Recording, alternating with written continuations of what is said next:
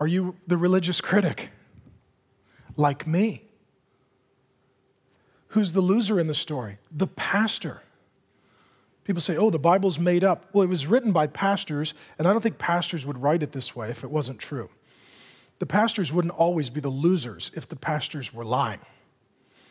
Right? If I were going to write the Bible, it would be, I had Jesus come to my church, and I let him preach. You're welcome. That's how I would have written the story. I wouldn't have talked about all my sin and faults and flaws and failures. Where I find myself in the story is the religious leader. I tend to be someone who, like these people, zealous, devoted, studious, committed, serious, and sometimes unnecessarily critical. Having a hard time rejoicing in God's grace poured out to others because maybe it wasn't done the way that I thought it should have been done.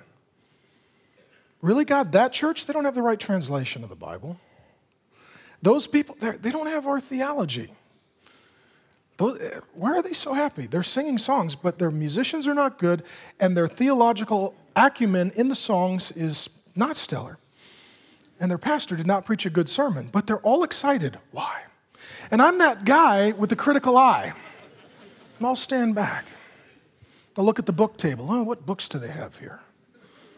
I don't see any dead guys on the book table. That concerns me. I'm the guy with the critical eye. I want us to be a discerning people. I want us to be a biblical people. I want us to be a passionate people. But one sickness you've probably caught from me is a difficulty in rejoicing in God's grace poured out in ways that you weren't expecting in the lives of people that you find perplexing and churches and ministries that don't do it the way we do. It's a sin that God continually convicts me of. It doesn't mean we have convictions, but first, we should have rejoicing at what God is doing. Which means if there's another church, another ministry, another denomination, another theological team, another organization, or other people that disagree with us on some things, but they're part of the family of God, they believe the Bible, they love Jesus too. If good happens for them, if they are blessed, we should rejoice and celebrate.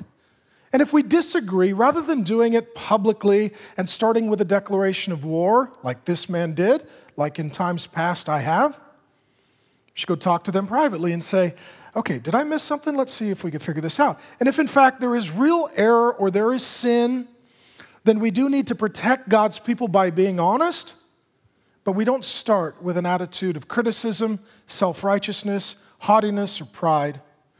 We need to seek and celebrate the evidences of God's grace wherever we find them. Love people, give them the benefit of the doubt, and if we disagree, go talk to them to see if we can't work towards some resolution. And last resort is we have to have a little bit of disagreement and conflict. Last resort. I'm like the guy in the story who's leading his people and Jesus rebukes. So Jesus today has a rebuke for me because he loves me. And he loves you.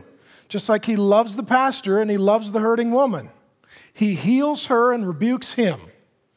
And he does it publicly so that the congregation witnessing it will know, hey, don't believe everything this guy's ever said because there's a few things he's off on. One of them was his attitude.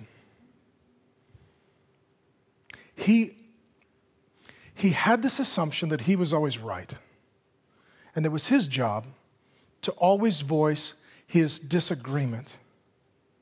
And that religious spirit and attitude of criticism and control caused him to rebuke Jesus Christ. And so Jesus corrects him lovingly.